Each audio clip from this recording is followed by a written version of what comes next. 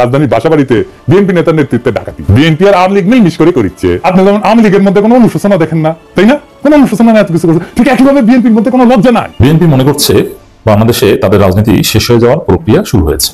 এখন তারেক রহমান রাগ ঢাক ছাড়াই সেটা বলছেন। আওয়ামী লীগ আর বিএনপি এক হইলে চাঁদাবাজি হইব, দুনিয়া উল্টা যাব।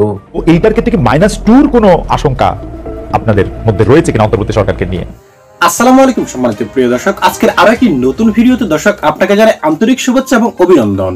দর্শক, এবার কিন্তু বিএনপি ও আওয়ামী লীগের মতো আচরণ শুরু করেছে। চাঁদাবাজি থেকে শুরু করে লুটতরাজ এবং সন্ত্রাসী কার্যক্রম কি না করছে তারা, যার ফলে কিন্তু আজ বিএনপিকে কঠিন ধুলাই করে দিয়েছেন পিনাকি ভট্টাচার্য দাদা। কারণ দর্শক, আপনারা দেখতে পাচ্ছেন হাসিনার পলায়নের পর থেকে বিএনপি কি পরিমাণ উগ্র হয়ে উঠেছে। এমনকি বেশ কিছু আওয়ামী লীগ নেতাকেও তারা আশ্রয় দিয়েছে। এমনও শোনা যাচ্ছে বিএনপির এক নেতাই কিন্তু ওবায়দুল কাদেরকে আশ্রয় দিয়েছিল। সব মিলিয়ে এক কথায় বলা যায় আওয়ামী লীগের জায়গাটাই কিন্তু এখন বিএনপি নিয়ে নিচ্ছে। আর যার ফলে কিন্তু আজ পিনাকি দাদা একেবারে ধাপে ধাপে প্রমাণ সহকারে দেখিয়ে দিয়েছেন বিএনপি কি কি করছে এই মুহূর্তে। তাই দর্শক, আপনাকে বিনীত অনুরোধ করবো আমাদের আজকের এই গুরুত্বপূর্ণ ভিডিওটি একটু স্কিপ না করে একেবারে সম্পূর্ণ দেখবেন কিন্তু। তবে তার আগে বলুন দর্শক, আপনি যদি আমাদের চ্যানেলে নতুন হয়ে থাকেন অবশ্যই আগে চ্যানেলটি সাবস্ক্রাইব করে ভিডিওতে একটি লাইক দেবেন। তবে চলুন দর্শক, আর দেরি না করে এবার আমরা পিনাকি দাদার সেই গুরুত্বপূর্ণ আলোচনাগুলি শুনে আসি আগে। শুধু আওয়ামী লীগ না, বিএনপির কর্মীরা ডাকাতি করিচ্ছে। যে রাজধানীর শান্তিনগরে ডাকাতির সময় 10-12 জন যুবদল কর্মী অস্ত্র সহ ধরা পড়েছে। কেন্দ্রীয় যুবদলের কি অবস্থান কিছু কইছে? গত রাতে এই ডাকাতির চেষ্টার সময় শান্তিনগরে মতিঝিল থানা যুবদলের সাথে সংশ্লিষ্ট একদল ব্যক্তি সাধারণ জনতার হাতে গণধোলার শিকার হয়ে পুলিশের হাতে আটক হয়েছে।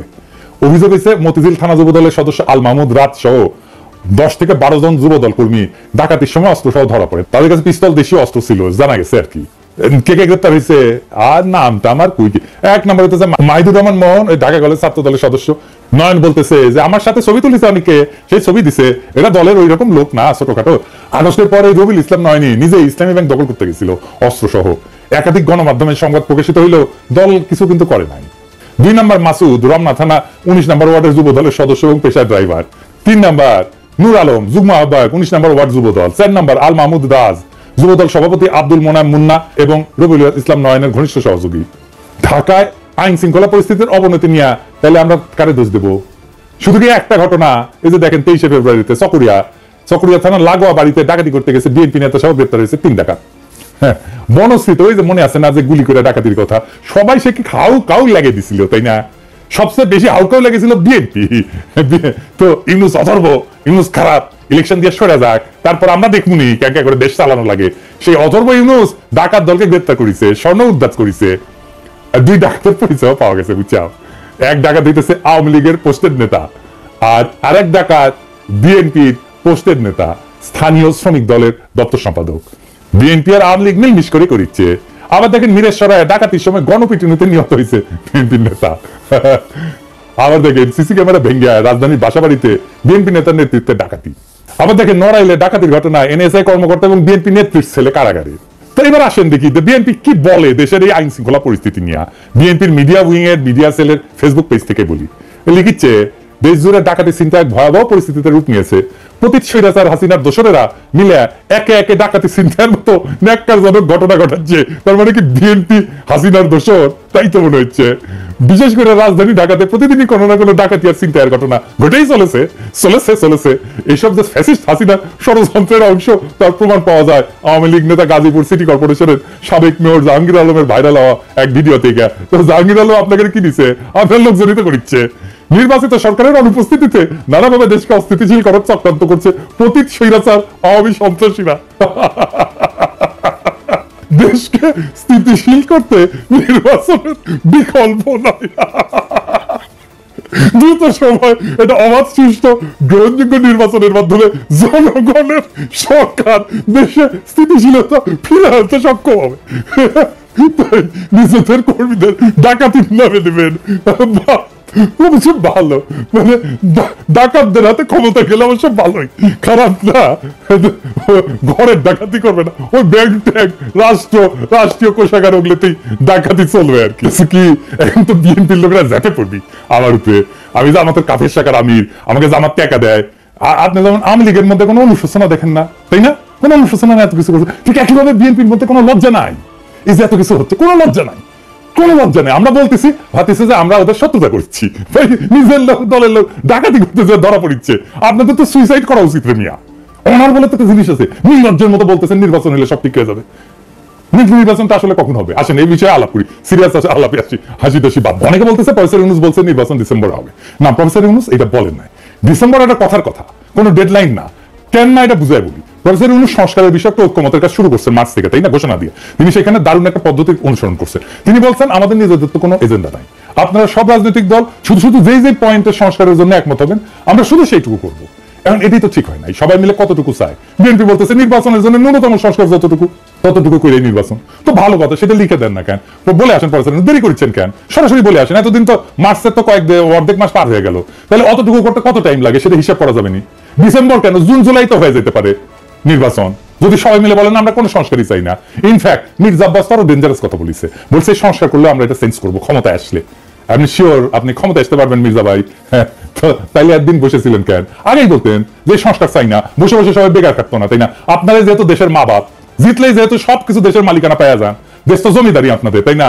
জমিদারি কিনে নেন নির্বাচন কইরা, আপনারা রাজনৈতিক দল তাই যা খুশি করতে পারেন। আর আমরা তো তেজপাতা, আপনার তো মির্জা ভাই রাজনীতি করাই উচিত না। এই কথাটা তো পুরাই অরাজনৈতিক, উদ্ধত হাসিনা, নমরুদ আর ফেরাউনের কণ্ঠস্বর।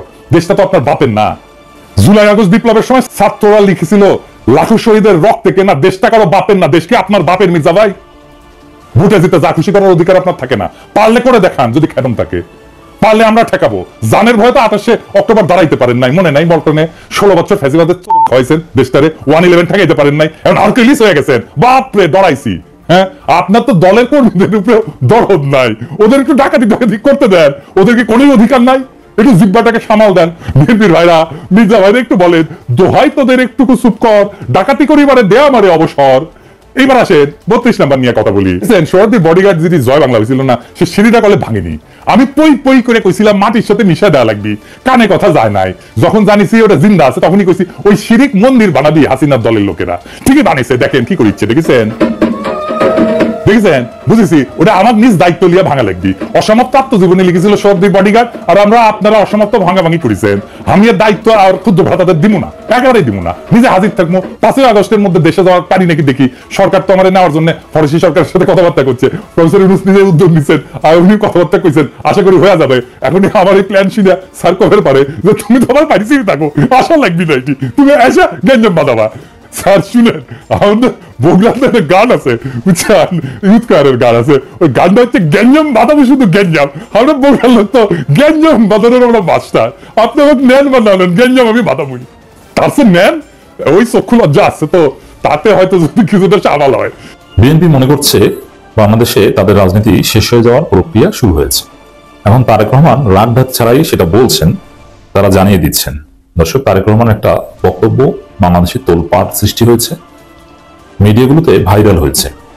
তারেক রহমান বলেছেন বিএনপিকে আবারও 1-11 মতো মিডিয়া ট্রায়ালের মুখোমুখি করা হচ্ছে। তারেক রহমান এই বক্তব্যটা অত্যন্ত তাৎপর্যপূর্ণ। তো তারেক রহমান মিডিয়া ট্রায়াল এই শব্দটা বলেছেন এবং 1-11 শব্দটা বলেছেন। এখন মিডিয়া ট্রায়াল যদি হয়ে থাকে, হচ্ছে কি আমি আসছি সেদিকে, যদি হয়ে থাকে তাহলে কেন? তারেক রহমান নিজেই বলেছেন 1-11 মতো। এর মানে 1-11 মানেটা কি? 1-11 বেসিক্যালি -2, মানে 1-11 বিএনপির বিরোধিতার জায়গাটা কি? -2। এর মানে বিএনপিকে মাইনাস করো। আওয়ামী লীগ তো মাইনাস হয়ে গিয়েছে, যদি -2 বলতে বেসিক্যালি খালেদা জিয়া এবং শেখ হাসিনাকে মাইনাস করা বোঝাতো। এবং খালেদা জিয়া শেখ হাসিনা দুইজনেই ন্যাচারালি মাইনাস। 1-11 এস্টাবলিশড হয়ে গিয়েছে বাংলাদেশে, কাউকে করতে হয়নি, এমনিতেই হয়ে গিয়েছে। শেখ হাসিনা নিজে নিজে, আর খালেদা জিয়া শারীরিক কারণে। কিন্তু সে 1-11 স্প্রিট হচ্ছে এখন তাহলে কি? বিএনপিকে রাজনীতি থেকে মাইনাস করো। আওয়ামী লীগ তো মাইনাস হয়ে গিয়েছে, আওয়ামী লীগকে তো জনগণই মাইনাস করেছে, এখন বিএনপিকে সরকার মাইনাস করতে চায়। তারেক রহমান এটাই মনে করে। আর বিএনপিকে রাজনীতি থেকে মাইনাস করার জন্যই মিডিয়া ট্রায়াল শুরু হয়েছে। এখন বিএনপির রাজনীতি শেষ করে দেওয়ার রাষ্ট্রীয় পৃষ্ঠপোষকতায় প্রক্রিয়া শুরু হয়েছে মিডিয়া ট্রায়ালের মাধ্যমে। তারেক রহমান এটাই বলেছেন, বিএনপি মনে করে এটা বুঝতে পারছে তারা। আসলে কি তাই? আমরা সেদিকে আসছি। তার আগে আমরা অনিবার্য বাস্তবতাটা বলে নিই। বিএনপি যে রাজনীতি করছে, যে চাঁদাবাজি লুটপাট করছে, ইফতার মাহফিল হামলা করছে, নারী নির্যাতন করছে, তাদের লোকজন দেশের বিভিন্ন জায়গায় ধর্ষণ করছে, ডাকাতি করছে, এতে বিএনপির ধ্বংস অনিবার্য এবং ভারতের ফাঁদে পা দিয়েছে। এটা ফরহাদ মাজারও বলেছেন যে বিএনপি বঙ্গোপসাগরে ডুবে যাবে। হ্যাঁ, তারেক রহমান টের পাচ্ছেন যে বিএনপি বঙ্গোপসাগরে ডুবে যাচ্ছে। তারা তো ভারতে যেতে পারে না, আওয়ামী লীগ ভারতে গেছে, কিন্তু বিএনপি ভারতে দালালি করবে, কিন্তু ভারত তাদেরকে আশ্রয় দিবে না, তাদের ঠিকানা হচ্ছে বঙ্গোপসাগর। তারেক রহমান এটা বুঝতে পেরেই এই ফরহাদ মজা যেটা বলেছেন, আমরা যেটা বলছি যে তাদের ঠিকানা বঙ্গোপসাগর, শীঘ্রই ডুববে, এটা বুঝতে পেরেই বলছেন যে বিএনপির বিরুদ্ধে মিডিয়া ট্রায়াল হচ্ছে, মিডিয়া ট্রায়ালের মুখোমুখি করা হচ্ছে। এটাই হচ্ছে বিএনপিকে মাইনাস করার প্রক্রিয়া। তো দর্শক দেখেন, আমরা যখন পিনাকি ভট্টাচার্য, ইলিয়াস এরা যখন প্রথম আলোর বিরুদ্ধে বলে, ডেইলি স্টার বিরুদ্ধে বলে, যেই প্রথম আলো daily star basically media trial করে বা 11-তে করেছিল অ্যাকর্ডিং টু বিএনপি, এমনকি যেই প্রথম আলো ডেইলি স্টার তারেক রহমানকে কত ভয়ঙ্কর দুর্নীতিবাজ হিসেবে উপস্থাপন করেছে, সম্পাদকীয় লিখত যে এই দুর্নীতিবাজ তারেক রহমানের বিচার হতেই হবে, সেই মাহফুজান আমরা মতিউর রহমানরা এখন বিএনপির সাথে ঘষাঘষি করে, বিএনপির অপরাধগুলো মিডিয়া লিখতে ভয় পায়। আমি জেনে শুনে তথ্য উপত্যের ভিত্তিতে কথা বলছি। সাপোজ আপনি একটা হাউজের সাথে যোগাযোগ করেন, ভাই আমার কাছ থেকে বিএনপি চাঁদা চাচ্ছে, আমার কাছে প্রমাণ আছে, আমি তথ্য প্রমাণ দিচ্ছি, আপনি রিপোর্ট করেন। ওই হাউস বিএনপি নেতার বিরুদ্ধে রিপোর্ট করতে চাইবে না। আর কোনো না কোনো ভাবে আপনি যদি রিপোর্ট করাতে রাজিও করেন, তাহলে তারা বিএনপি শব্দটা বাদ দিয়ে দেওয়ার চেষ্টা করবে, অথবা অভিযোগ শব্দটা বলবে, চাঁদার অভিযোগ, অথচ প্রমাণ পেয়েছেন, আপনি এটা করবেন না। তো বাংলাদেশের অধিকাংশ মিডিয়া বিএনপির বিরুদ্ধে কোনো রিপোর্ট করে না, কিংবা করতে সাহস পায় না।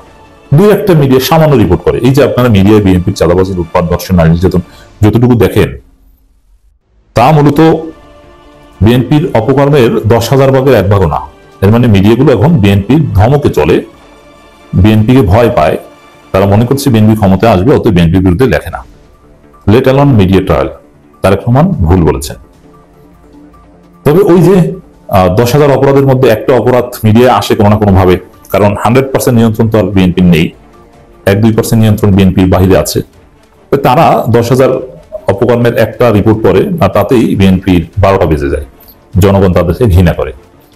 আর এটাকেই তারেক রহমান বলছেন মিডিয়া ট্রায়াল।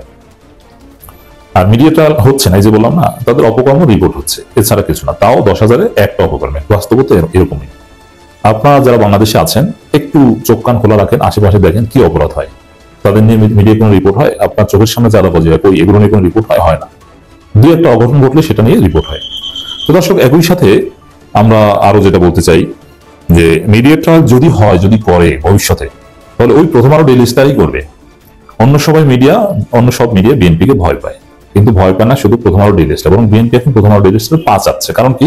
বিএনপি ভারতের 5 আছে, ভারত বলে দিয়েছে যে তোমরা প্রথম আলো ডেইলি স্টারের সাথে থাকো, জামাত শিবিরের বিরুদ্ধে থাকো বা অন্যান্য ওদের বিরুদ্ধে থাকো।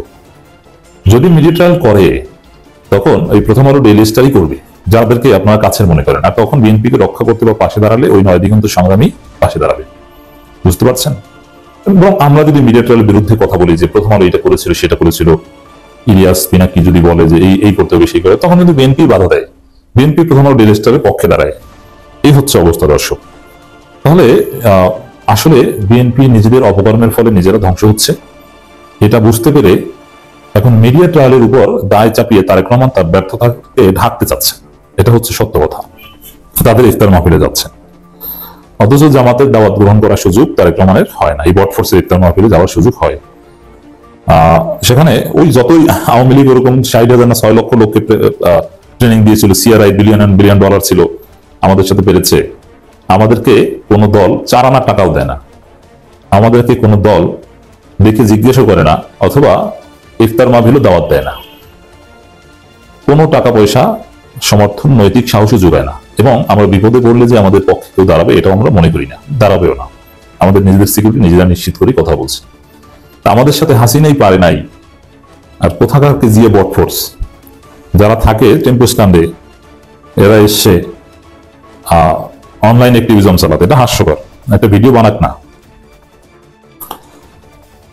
ইফতারের আগে সংক্ষিপ্ত বক্তব্যে তারেক রহমান বলেন, একটি মহল ষড়যন্ত্র করছে না, নিজেদের ভুলে নিজেরা ধ্বংস হচ্ছে, এটাকে এখন অন্যের উপর দায় চাপিয়ে দেওয়ার চেষ্টা করছে। তারেক রহমান ব্যর্থতা ঢাকার চেষ্টা করছে। বিএনপি বাংলাদেশি জাতীয়তাবাদের বিরুদ্ধে ষড়যন্ত্র করছে। 1-11 মতো বিএনপির বিরুদ্ধে নানা বানোয়াট অভিযোগ তোলা হচ্ছে। বানোয়াট অভিযোগ, চাঁদাবাজি, লুটপাট, ধর্ষণ, ডাকাতি করে, এটা বানোয়াট। এটা আমাদের চোখের সামনে, আমরা চাক্ষুষ দেখছি, সাক্ষী আমরা। এটা মোটেই বানোয়াট নয়, বরং এগুলো বিএনপির ভয় প্রচার হচ্ছে না। 10,000-এ একটা অপরাধ সামনে আসছে। বিএনপি ভারপ্রাপ্ত চেয়ারম্যান বলেন, জনগণের জন্য একটি জবাবদিহিমূলক সরকার প্রতিষ্ঠা করতে হবে। এই সরকারি জবাবদিহিমূলক, এর চেয়ে জবাবদিহিমূলক কোন সরকার বাংলাদেশে অতীতে আসেনি। মতপার্থক্য বলে সবাইকে ঐক্যবদ্ধ হয় আগামী দিনের, এটা তো আপনারা মানেন না, আপনারাই তো অনৈক্যের পথ সৃষ্টি করেন। যাই হোক দর্শক, তারেক রহমানও বুঝে গেছে যে বিএনপি রাজনীতি শেষ হয়ে যাওয়ার প্রক্রিয়া শুরু হয়েছে। এখন কার উপর দায় চাপিয়ে দেওয়া যায় সেই ন্যারেটিভ তৈরি করছেন। তারেক রহমান যদি সকলেই হতেন তাহলে তিনি দেশে আসতেন। দেশে আসছেন না কেন? লজ্জায় দেশে আসছেন না। তবে দর্শক, বিএনপি রাজনীতিতে অশনির সঙ্গে যারা বিএনপি করেন তারা এই বিষয়গুলো ভাববেন বসে বসে ঘুমানোর আগে। আমার নেতা তারেক রহমান এই স্বাধীন বাংলাদেশে আসছেন না, অথচ আসার সুযোগ রয়েছে। কেউ তাকে কিচ্ছু বলবে না দেশে আসলে। কেন আসছেন না? এর মানে এই বিএনপি তারেক রহমানের মাধ্যমে রাজনীতি সম্ভব নয়। সংস্কার হলে তরুণ প্রজন্মের যে রাজনীতি তার বিপরীতে এবং জামাত ইসলামের যে আদর্শ ভিত্তিক রাজনীতি তার বিপরীতে বিএনপির এই চাঁদাবাজি বা আওয়ামী মার্কা রাজনীতি আর চলবে না। দর্শক শ্রোতা, পিনাকি দাদার কথাগুলি শোনার পর আপনার কি মনে হয়েছে? সত্যি সত্যি কি আওয়ামী লীগের জায়গাটি দখল করে নিয়েছে বিএনপি? আর এরকমটা হলে কিন্তু আসন্ন নির্বাচনে বেশ একটা বড় ক্ষতিগ্রস্তের মুখে পড়বে তারেক রহমানের দল। কেননা হাসিনাকে দেখে মানুষ বড় একটা শিক্ষা পেয়েছে। জনগণের এখন একটাই লক্ষ্য, দেশের শান্তি স্থাপিত হোক। আর সেটা যে দলই করতে পারবে সে দলকে কিন্তু জনগণ ভোট দেবে। আর তাই অন্তত আমি মনে করি এই মুহূর্তে তারেক রহমানকে বেশ সতর্ক হওয়া উচিত। দর্শক শ্রোতা, আজকের আলোচনাগুলি শোনার পর আপনার কি মনে হয়েছে সেটা কিন্তু অবশ্যই আমাদের কমেন্ট বক্সে জানিয়ে যাবেন, কারণ আপনাদের মতামতটুকু আমাদের কাছে খুবই গুরুত্বপূর্ণ। দর্শক, আজ এ পর্যন্ত। আশা করি সকলে অনেক ভালো থাকবেন। আল্লাহ হাফেজ।